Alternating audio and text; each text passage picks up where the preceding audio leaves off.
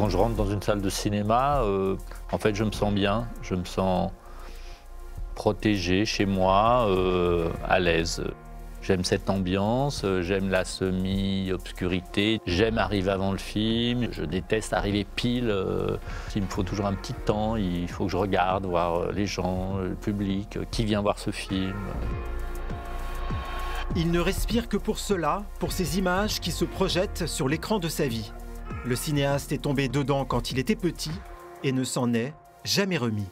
Depuis, il a filmé Sophie Marceau dans Belphégor, Romain Duris dans Arsène Lupin, ou encore Michel Serrault, ou plus récemment Isabelle Huppert. Pour nous, il plonge au cœur de ses souvenirs de salles où s'immiscent Hitchcock, Patrick Devers, Catherine Deneuve et Yves Montand. Voici la fascinante carte blanche du captivant Jean-Paul Salomé. Clap.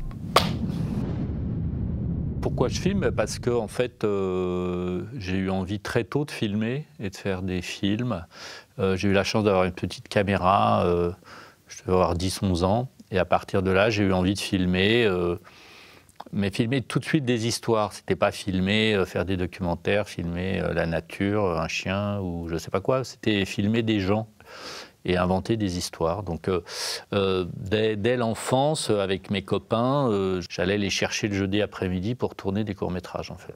Je me souviens, à la fin de la primaire, comme j'étais bon élève, j'avais eu des tas de prix, dont un prix de la camaraderie, je ne sais même pas pourquoi d'ailleurs, enfin, on donnait tout à tout le monde. Enfin, voilà, quand quelqu'un avait un prix, il en avait plein. Et je me souviens être monté sur l'estrade à la fin de l'année, et à chaque fois que les gens venaient rechercher les prix, c'était « toi, mon petit, tu veux faire quoi? Toi, ma petite, tu veux faire quoi ?» C'était docteur, machin. Et je me souviens quand j'ai dit à l'adjoint au maire qui a de me remettre les prix « toi, tu veux faire quoi? Du cinéma ?» J'ai compris que ça lui avait fait bizarre. Voilà, que le type avait dit « ah, t'es un gloops, il veut faire du cinéma, lui. » C'est vers l'âge de 10 ans, mes parents m'ont emmené, c'était le week-end du 1er novembre, et on est allé voir Le Cercle Rouge, le film de Jean-Pierre Melville, au Gaumont Colisée, cinéma qui n'existe plus. Et le lendemain, on est allé voir cinéma à côté, qui est le Gaumont Ambassade, qui n'existe plus non plus, Le Voyou de Claude Lelouch. C'est les deux films que j'ai vus ce week-end-là et qui m'ont conforté dans mon envie de faire du cinéma et d'être réalisateur.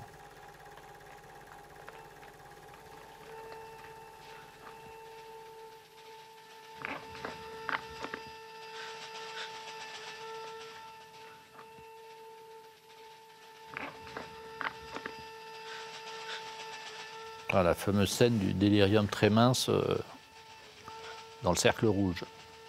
C'est la scène où on découvre Montand, en fait, dans le film de Melville.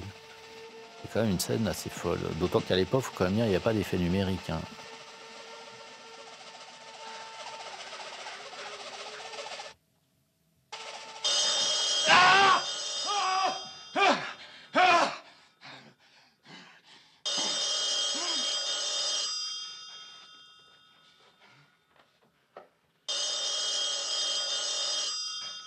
Bah, le film est toujours aussi bien et c'est vraiment tout l'art de Melville qui est quand même aussi comme ça, quelque chose d'assez froid, qui ne met pas de la musique tout le temps, qui suit les personnages.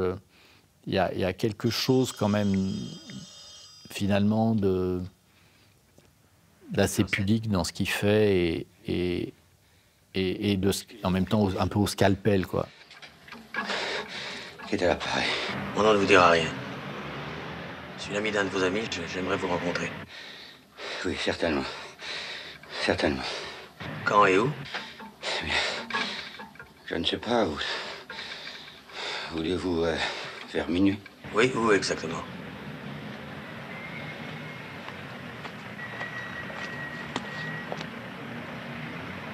Très bien.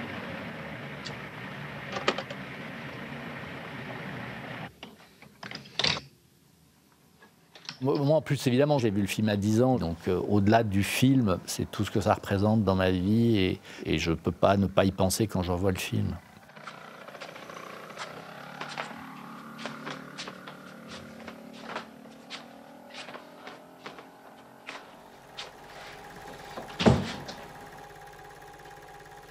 Au je suis né à Paris, on a habité en proche banlieue à Nogent-sur-Marne, et à l'âge de 11 ans, on est parti encore plus loin.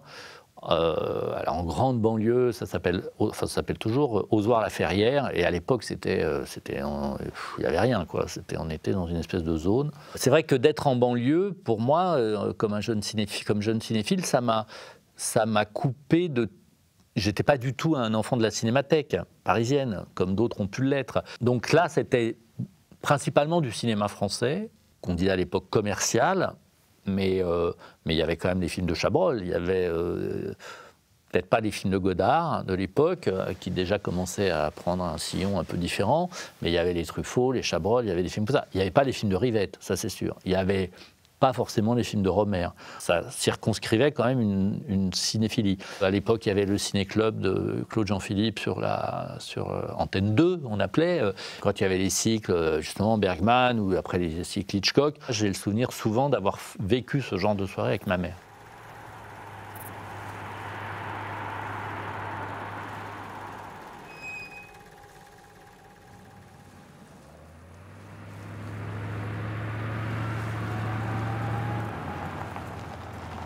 Dans Psycho, je trouve que c'est la quintessence un peu d'Hitchcock.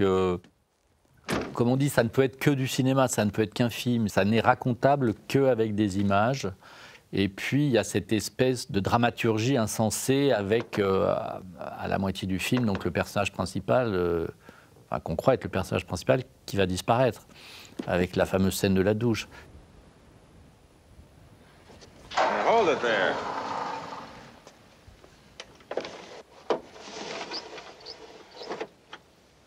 In quite a hurry. Yes, I didn't intend to sleep so long. I almost had an accident last night from sleepiness, so I decided to pull over. You slept here all night? Yes. As I said, I couldn't keep my eyes open. Voilà, ces plans-là, comme on voit là, elle qui est en train de faire son petit bazar dans son sac et le flic qui regarde derrière, qui ne voit pas. C'est quelque chose qui est de l'ordre de l'expressionnisme quand même. C'est des choses qu'on aurait même du mal à faire aujourd'hui, je pense, en fait. Parce que je pense que les codes de lecture des spectateurs ont aussi été changés, un peu pervertis par des tas d'autres flux d'images. Le spectateur moyen qui allait voir Psychose à l'époque, c'est plus du tout le spectateur moyen aujourd'hui qui va voir un film. L'œil n'a pas été éduqué de la même manière.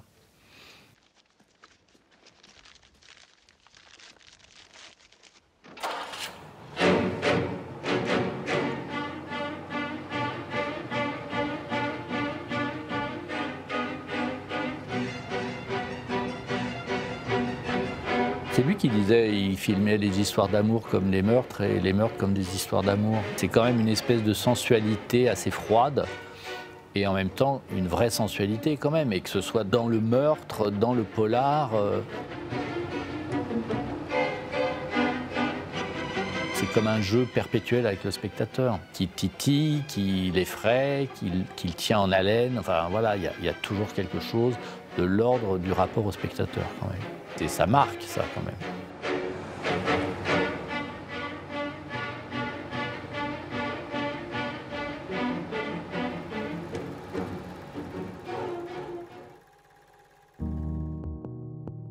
J'étais totalement libre.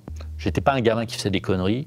Je prenais la mobilette, je prenais le train, je rentrais le soir. Mais à 11 ans, il me laissait tout seul. Je faisais ce que je voulais.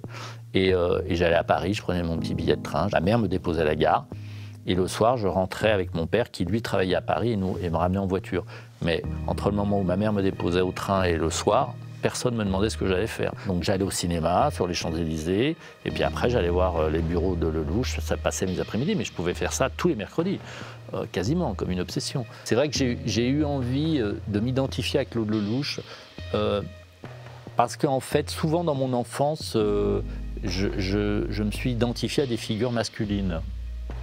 Après, vous en ferez ce que vous voulez, mais et je me suis focalisé sur Claude Lelouch. D'abord parce que j'avais aimé Le Voyou. À l'époque, c'était un tout jeune cinéaste. Il avait 35 ans.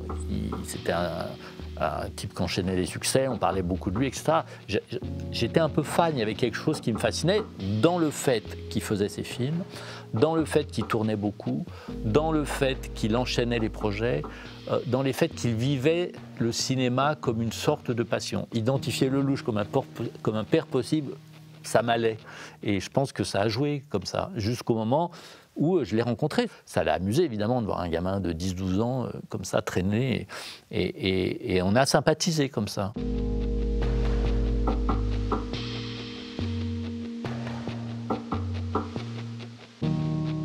Et personne ne me demandait quoi. Enfin, mes parents ne me demandaient jamais... Enfin, ils savaient quoi, mais c'était des drôles de parents. Ils avaient des problèmes, je pense, et que les enfants, c'était un problème encore parallèle. Et tant que, comme j'étais bon élève, que j'emmerdais personne, je pense qu'ils me laissaient totalement la bride sur le cou. À travers toutes ces années d'enfance, j'ai appris à être seul, à vivre cette passion du cinéma seul. Je pense que j'avais besoin de m'échapper de ce milieu familial qui était quand même assez dysfonctionnel, on va dire, et qui, pour un enfant, n'était pas forcément le meilleur truc. Et j'avais besoin de m'échapper au cinéma, dans la salle où je me sentais projeté, et par les films. Et d'apprendre des choses, vu que mes parents ne m'apprenaient pas grand-chose. Tout ce que j'ai découvert de la vie, mais de la vie amoureuse, de la vie sexuelle, je l'ai appris sur un écran de cinéma. Je pense que le cinéma m'a sauvé de cet environnement, qui était un environnement, je pense, assez toxique, et le cinéma m'a sauvé de ça.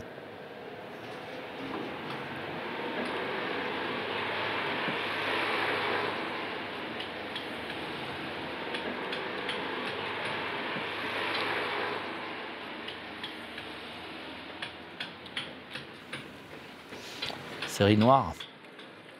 Patrick Devers, Marie Trintignant, Bernard Blier, film d'Alain Corneau, éclairé par un grand chef-op, Pierre-William Glenn.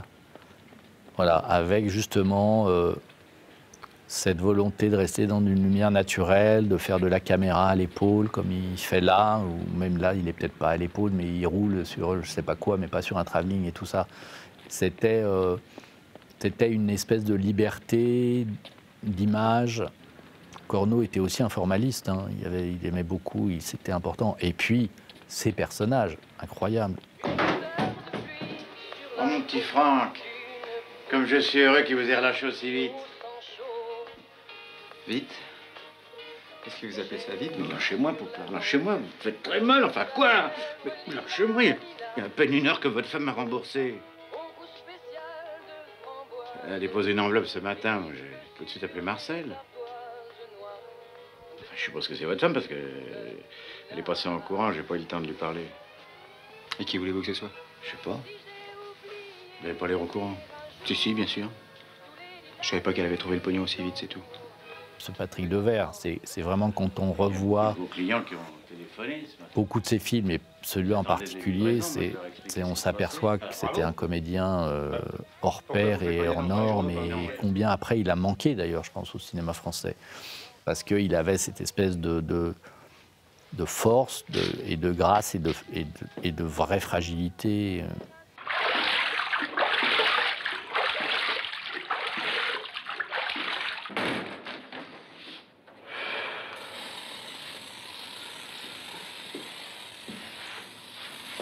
Et puis cette manière quand même de filmer qui fait que le film est poisseux comme il doit être poisseux, quoi. Cette banlieue dans la gadoue, ça crée quand même une sacrée ambiance. C'est la vie de ces gens-là qui est poisseuse. Voilà, avec la petite Marie Trintignant, dont c'était, je crois, quasiment le premier film, en tout cas, ou l'un des tout premiers films. Mona? Qu'est-ce qui se passe? Qu'est-ce que tu fais là?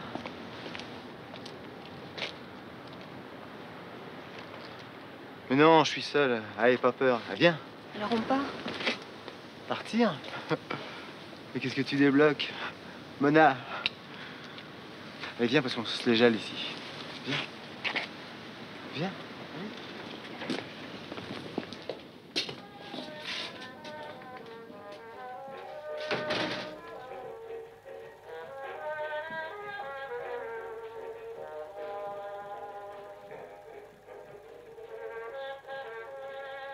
Au collège, j'ai eu la chance d'avoir un prof de français, je crois que c'était 5e, 4e. Et donc ce professeur de français était un professeur génial qui m'a appris des tas de choses. Je pense qu'il était cinéphile aussi, il voyait des choses, et je pense que j'étais un des seuls gamins avec qui il pouvait, le lundi matin, parler de ce qu'il avait vu le week-end ou du film qui était passé au ciné-club de Claude Jean-Philippe. Donc il y avait comme ça une petite feuille de chou dans le collège, dans lequel je pouvais écrire la petite critique de la semaine, etc. Et puis, quand je faisais mes courts-métrages, j'avais le droit de les montrer à la classe. Et donc ce professeur m'a permis m'a donné confiance, en fait. M'a donné confiance. Il m'a jamais coupé les ailes par rapport à ça. Il m'a jamais dit non, le cinéma. Il m'a jamais dit c'est pas un métier pour toi ou non. Pour lui, j'avais le souvenir qu'il me poussait à le faire. Et mon père, qui lui était un homme d'affaires extra, pour lui, c'était pas un métier, quoi. C'était, ça lui passera. Oui, tu feras du cinéma pour t'amuser, tu feras comme un hobby, comme voilà. Mais un métier, c'était toujours passe ton bac d'abord, fais des études, et puis après tu verras. Comme je voulais quand même faire plaisir à mon père, enfin, c'est pas faire plaisir, mais en tout cas, pas avoir ce poids-là. Il y avait à l'époque l'IDEC, donc qui est devenu la FEMIS, qui était la grande école de cinéma. J'ai passé le concours de l'IDEC. Je me suis fait étendre à l'oral. Et à partir de là, je me suis dit, je ne repasserai plus ce concours, je vais pas. Voilà. Et j'ai volé de mes propres ailes. Enfin, j'ai continué à faire les courts-métrages, j'ai écrit, et j'ai commencé à travailler sur des films avec Lelouch qui m'a fait travailler sur les uns et les autres. Quand il m'a proposé de travailler avec lui, donc comme stagiaire mise en scène, c'était Les uns et les autres, donc qui était un gros film à l'époque. Et je me souviens très bien, on a commencé à tourner en juin ou en juillet, l'été, on a tourné tout l'été à Paris. Et moi, c'était un rêve. J'étais stagiaire sur un film de Lelouch, j'avais à peine 20 ans, et Lelouch, sympa, me prêtait du matériel, des choses pour qu'après je puisse faire mes courts-métrages. Ça m'a permis de voir comment il travaillait, ça m'a permis aussi de comprendre que je ne voulais pas être assistant toute ma vie, enfin là j'étais stagiaire, hein, mais que c'est pas... C'est-à-dire que quand je voyais les assistants de Lelouch qui avaient 35 ans, je me disais, faut pas que je fasse ça, quoi. Faut que je tourne. C'est pas être assistant et après être metteur en scène à 40 ans. Moi, j'avais 20 ans, je me disais, c'est dans 20 ans, c'est pas possible, quoi.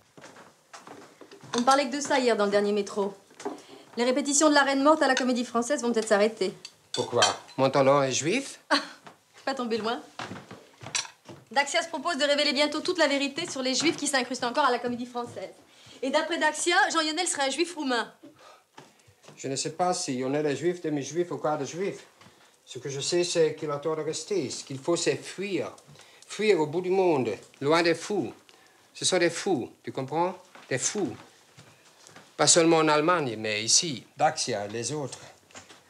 Des fous. Tiens, tu voulais savoir à quoi ressemble Bernard Granger. Regarde. Pas fait, il est pas fait. Le dernier métro de Deneuve, Depardieu, et toute une pléiade de second rôles importants. J'ai revu le film récemment et c'est à l'époque, les mauvaises langues disaient c'est académique, etc. C'est pas du tout académique, c'est extrêmement maîtrisé, extrêmement... c'est pareil, c'est quelqu'un qui sait ce que c'est que la mise en scène, qui n'a pas peur de... Voilà, qui sait ce que c'est que la mise en place, de mettre des comédiens dans l'espace et de ne pas faire tout le travail par le montage et des cuts, quoi. Voilà. Vous savez, Karl, si vous voulez rester longtemps dans cette maison, il y a un nom qu'il ne faudra jamais prononcer, celui de Charles-Henri. J'avais une nouvelle robe hier soir. Tout le monde l'a remarqué, sauf vous. Vous deviez avoir l'esprit ailleurs. Oui, c'est bien, Nadine. C'est bien. Je vais peut-être te demander simplement de t'approcher de Bernard à ce moment-là. Et puis on va te donner une lampe que tu poseras sur la table. Ça va t'aider, hein? Raymond, au lieu de t'agiter, tu vas aller me chercher une lampe. Voilà. Allez-y, mes enfants, enchaînez. Vous n'allez pas oser me dire à moi que vous avez trop de travail. Je le sais, Harriet, votre travail est plus dur que le mien. Mais certaines personnes dans cette maison auraient intérêt à s'occuper uniquement de leur travail. Il y a Deneuve, qui est, je pense, dans l'un de ses plus beaux rôles, qui joue de toute sa cinématographie d'avant et en même temps qui a quelque chose de beaucoup plus humain et moins froid que ce qu'elle peut avoir d'habitude. Bon, on arrête 2 secondes. Hein. Profitez-en pour vous détendre. Bonjour. Bonjour, Madame Stenner. Qui c'est celui-là? Vous ne connaissez pas? Ça, c'est l'inspecteur des travaux finis.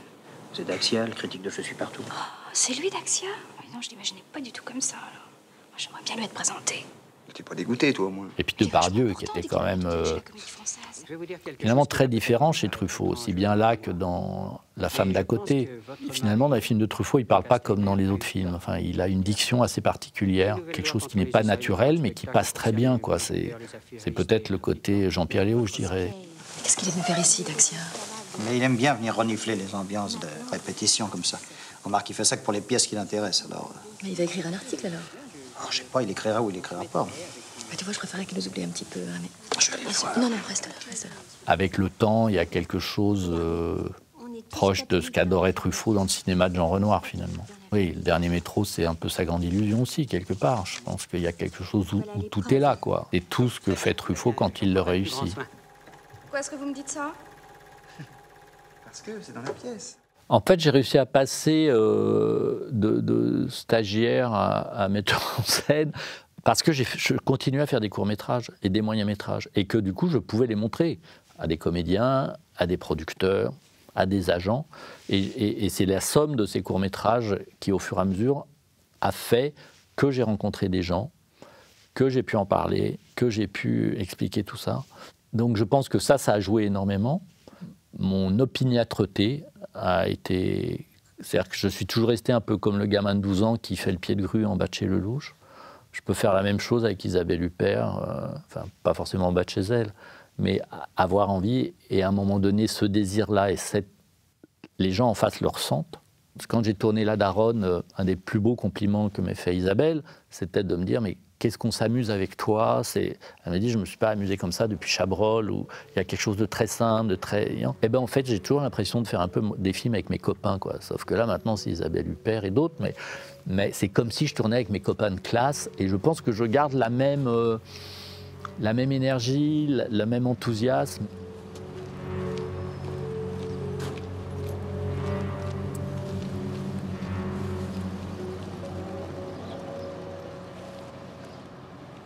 You feeling better? You don't look too bad. Ain't you got nothing to say to me? You're not pleased to see your old mom? Donc ça, c'est Le Caméléon, le film que j'ai tourné aux États-Unis, en Louisiane, film tourné en anglais, avec des comédiens américains, comme ici Hélène Barkin, et un comédien québécois qui avait le rôle principal, Marc-André Gondin. You find a beer there? Go grab yourself one. Mon désir à la base, c'était pas de faire un film américain. Je suis tombé sur cette histoire, qui est une histoire vraie, de cet usurpateur qui a pris l'identité d'un jeune adolescent américain pour revenir après avoir disparu et reprendre sa place d'adolescent dans sa famille. What are you standing there for like some damn fool? Come on, sit down next to me. I'm gonna bite you. Alors qu'il n'était pas du tout le vrai personnage. Ce qui est quand même une histoire complètement dingue.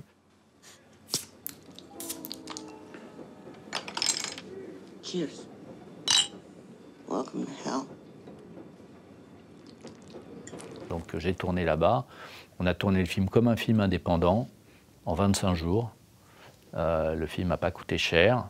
Et je me suis retrouvé avec toute cette pléiade de comédiens qui étaient insensés, dont Hélène Barkin, qui est là-bas, avait tourné en commençant avec Sea of Love, des films avec Al Pacino, et puis elle a fait des tas de films, et qui a une réputation assez difficile là-bas. Elle est considérée un peu comme une tête brûlée, ce qu'elle est. Mais je me suis très très bien entendu avec elle, et elle s'est métamorphosée physiquement, et elle a débarqué le premier jour de tournage. Elle s'était coupé les cheveux, elle s'était teint, c'est pas une perruque, elle s'était teint les cheveux, elle s'était mis tout un système pour avoir un peu du bide, du ventre, etc. Et elle adorait ça en fait.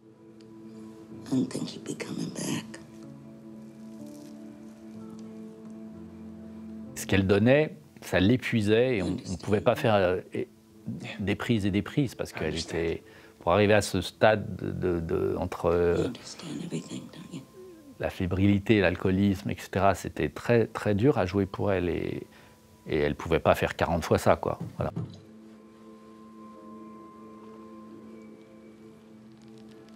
Je pense que le portrait de cette femme addicte, c'était quelque chose qui me touchait parce parce que ma mère était alcoolique, que j'ai vécu des choses équivalentes via l'alcool, et que c'était quelque chose que je voulais filmer et mettre en scène et expliquer par rapport à cette femme, par rapport à ce faux fils, en plus, qui n'est pas son vrai fils. Mais c'est-à-dire qu'elle sait très bien que ce n'est pas son fils, et lui sait très bien que ce n'est pas sa mère, mais chacun joue à faire semblant.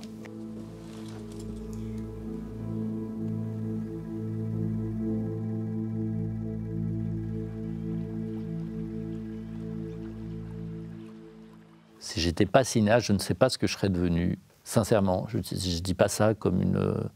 Je ne sais pas si je serais là d'ailleurs, en fait. Je ne sais pas ce que j'aurais fait de ma vie. Et j'ai énormément de mal à l'imaginer. Je ne me dis pas, jamais je me suis dit, tiens, il y a un autre métier que j'aurais bien aimé, j'aurais dû... Voilà. Je ne me suis jamais dit ça. Je sais pas, je pense qu'il n'y avait pas d'autre solution. Je pense que aussi le fait d'y être arrivé, c'est que je n'avais pas... Quelque part, je n'avais pas le choix. Enfin, je n'avais pas d'autre solution. Je ne voyais pas quoi faire d'autre.